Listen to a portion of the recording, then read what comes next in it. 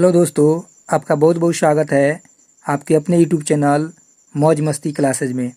दोस्तों, आज हम लोग जो बीए पार्ट 1 का जो एग्ज़ाम हुआ है 30/10/2021 को, उसका हम लोग सोल्व करेंगे क्वेश्चन पूरा 1 से लेकर 100 तक। तो सबसे पहले हम जान लेते हैं किसका है। ये हमारा BRA बिहार यूनिवर्सिटी मुजफ्फरपुर जो बीए ऑनर्स पार्ट 1 एग्जामिनेशन 2020 और जो सेशन है वह 2019 से 2022 तक का सब्जेक्ट जो है हिस्ट्री है और ये सब्सिडियरी है। एग्ज़ाम डेट आज 30/10/2021 का जो पार्ट 1 का जिसको फर्स्ट ईयर बोलते हैं उसका हम लोग क्वेश्चन इसमें सोल्व किए हैं 1 से लेकर 100 तक। तो आइए वीडियो को देखते हैं और मिलाते हैं कि आप जो दे कर एग्ज़ाम आए हैं तो उसका जो मार्क्स है कितना मार्क्स आ रहा है, कौन सही है और कौन गलत है। तो आइए वीडियो को शुरू करते हैं। इसमें जो पहला क्वेश्चन दिया हुआ है वह दिया हुआ है कि चारों वेदों में सबसे प्राचीन कौन सा वेद है। तो चारों वेदों में सबसे प्राचीन वेद होगा ये ऋग्वेद। दूसरा जो क्वेश्चन दिया हुआ है, मानव द्वारा प्रयोग में लाई गई पहली धातु थी। तो मानव द्वारा प्रयोग में लाई गई जो पहली धातु थी वह तांबा थी। अगला क्वेश्चन है कि निम्नलिखित विद्वानों में किसने अर्थशास्त्र की रचना की। तो अर्थशास्त्र की रचना की चाणक्य, यानी उसका दूसरा नाम था कौटिल्य, तो कौटिल्य होगा। अगला क्वेश्चन है हर्षचरित के लेखक कौन है। तो हर्षचरित का लेखक बाणभट्ट है। अगला क्वेश्चन है कि चीनी यात्री फहियान किस शासक के काल में भारत आया। तो चीनी यात्री जो फहियान था वह चंद्रगुप्त विक्रमादित्य के शासनकाल में आया था, इसलिए हमारा ऑप्शन बी सही होगा। नेक्स्ट जो सवाल, अगला सवाल, सिंधु सभ्यता थी। तो सिंधु सभ्यता जो थी वह पितृसत्तात्मक मातृ प्रधान था, तो इसका आंसर बी होगा। अगला जो क्वेश्चन है वह दिया हुआ है कि निम्नलिखित में कौन सा वेद गद्य और पद दोनों में लिखा गया है। तो जो यजुर्वेद है वह गद्य और पद दोनों में लिखा गया है, इसलिए हमारा आंसर सी सही होगा। उसके बाद अगला क्वेश्चन है कि 16 महाजन पदों का उल्लेख मिलता है।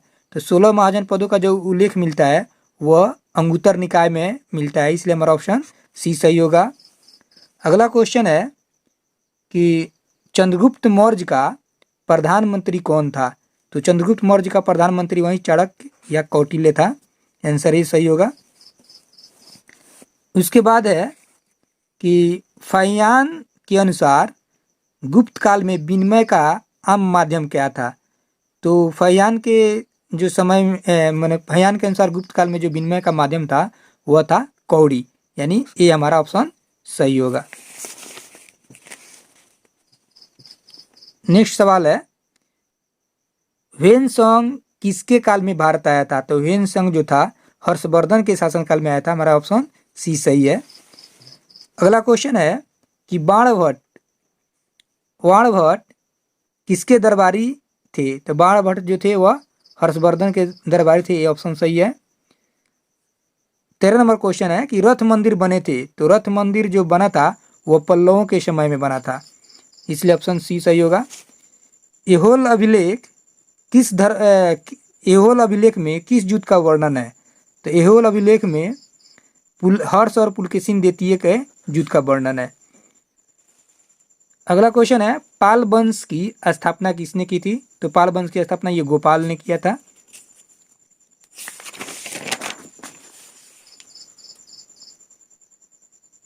अगला जो सवाल है वह है कि चोल शासन व्यवस्था की प्रमुख विशेषता थी। तो चोल शासन व्यवस्था की प्रमुख विशेषता था स्थानीय स्वायत्त प्रशासन, बी ऑप्शन सही है। उसके बाद है तंजौर के बृहदेश्वर मंदिर का निर्माण किसने करवाया था। तो इसका आंसर होगा राजराज प्रथम, ऑप्शन बी। अगला सवाल है कि चचनामा निम्नलिखित में से कहाँ के इतिहास का मुख्य स्रोत है। तो यह है सिंध का। 19 नंबर सवाल है अलवर्णी की रचना कौन सी है। तो अलवर्णी की रचना थी तहकीके हिंद। 20वां नंबर सवाल है मुहम्मद बिन कासिम के आक्रमण के समय सिंध का राजा कौन था? तो उस समय सिंध का राजा जब मोहम्मद बिन कासिम ने आक्रमण किया था तो था दाहिर। ऑप्शन बी सही होगा।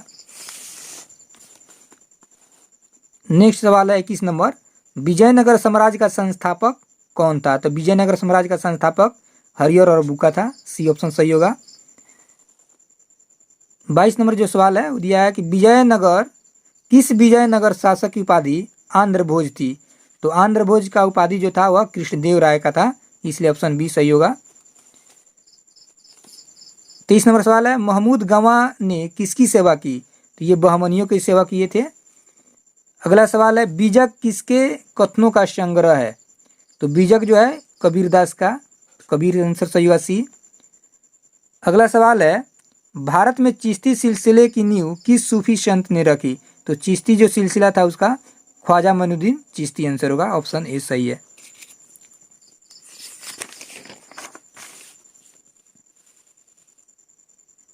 अगला सवाल है, सिंधु सभ्यता का एक स्थल कालीबंगा किस राज्य में स्थित है? तो जो कालीबंगा है वह राजस्थान में है। ऑप्शन सी सही होगा।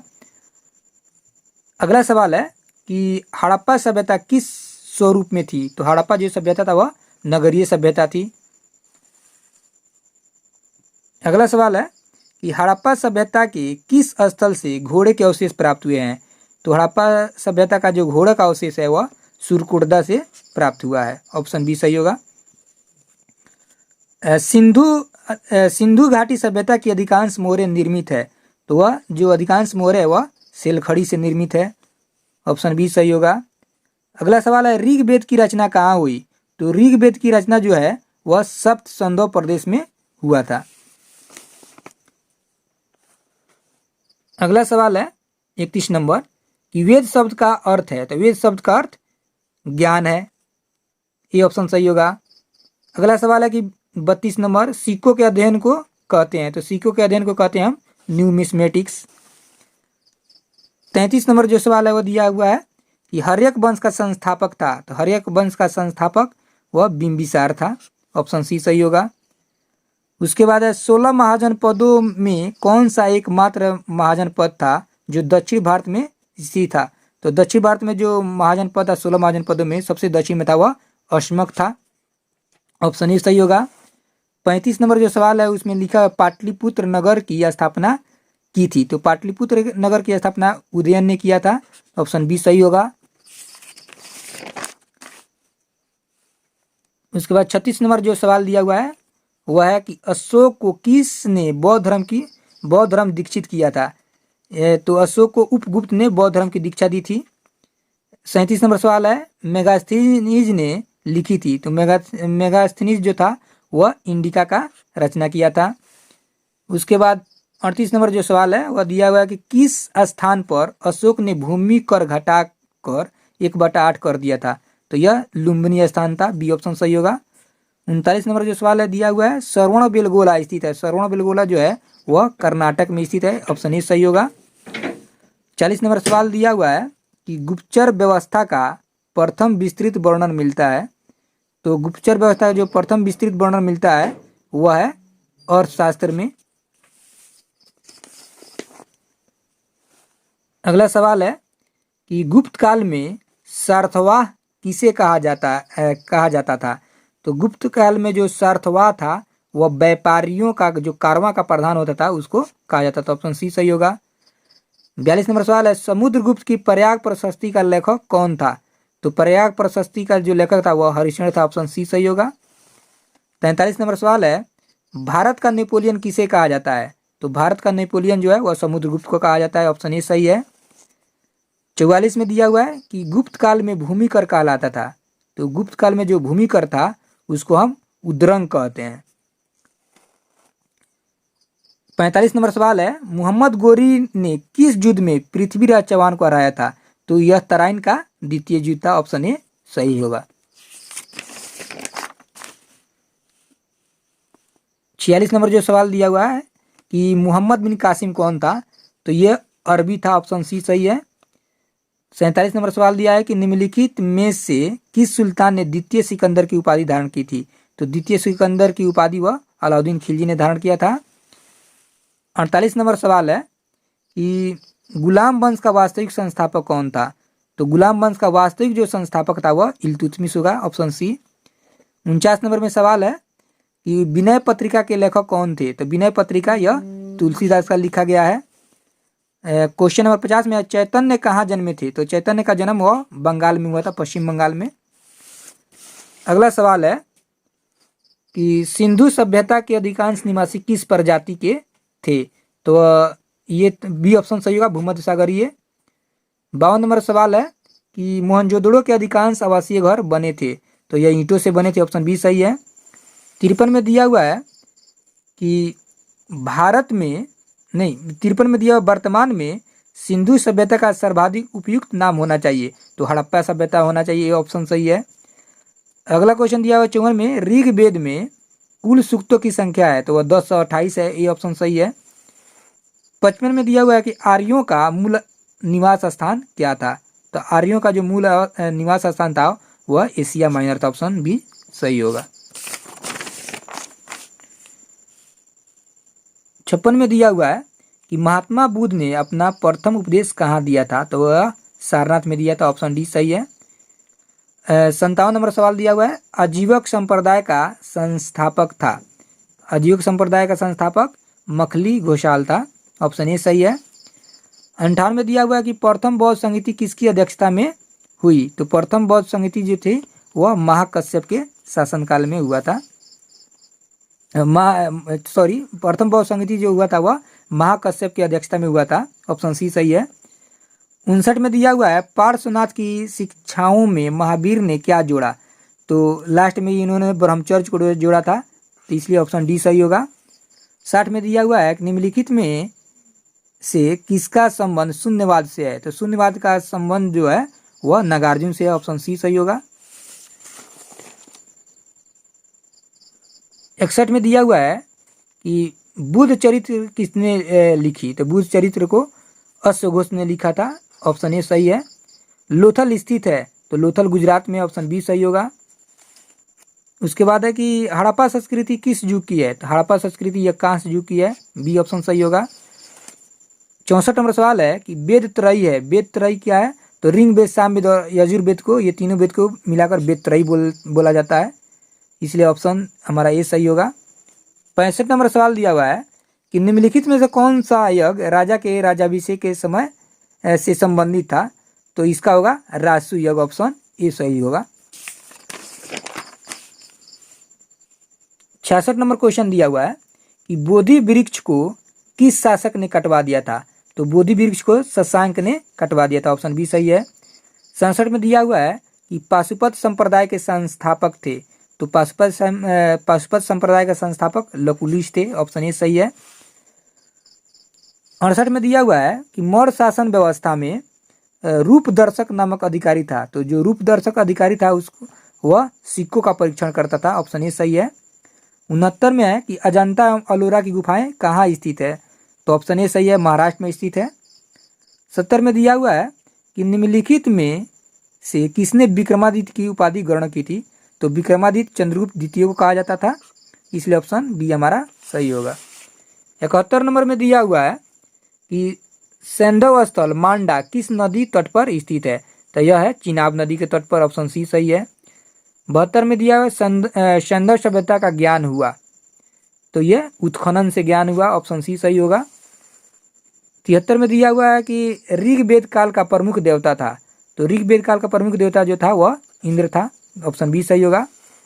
74 में दिया हुआ है महावीर स्वामी को किस स्थान पर ज्ञान प्राप्त हुआ था?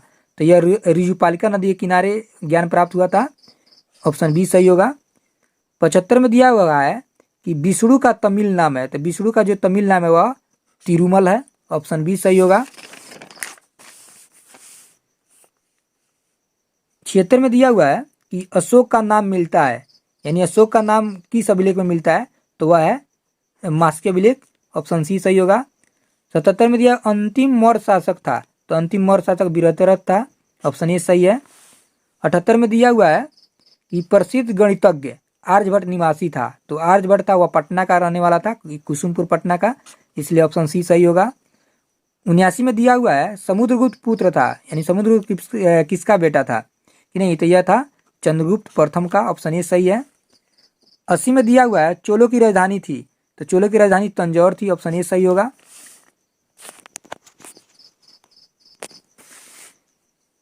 81 नंबर सवाल दिया हुआ है कि किसने तुर्काने चिहलगानी को भंग कर दिया था, तो यह बलबन था, ऑप्शन बी सही होगा। 82 में दिया हुआ है दक्षिण जीतने वाला प्रथम मुस्लिम शासक था, तो दक्षिण जीतने वाला प्रथम मुस्लिम शासक था अलाउद्दीन खिलजी, ऑप्शन बी सही है। 83 में दिया हुआ है कि दिल्ली सल्तनत में अस्थाई सैन्य व्यवस्था किसने लागू की, तो दिल्ली में जो अस्थाई सैन्य व्यवस्था था वह अलाउद्दीन खिलजी ने लागू किया था, ऑप्शन ए सही है। 84 में दिया हुआ है कि इब्न बतूता किसके काल में भारत आया था, तो इब्न बतूता मोहम्मद बिन तुगलक के शासनकाल में आया था, ऑप्शन बी सही है। 85 में दिया हुआ है कि निम्नलिखित सुल्तानों में कौन सबसे अधिक विवादास्पद था, तो सबसे अधिक विवादास्पद जो था वह मोहम्मद बिन तुगलक ही था, ऑप्शन सी सही होगा।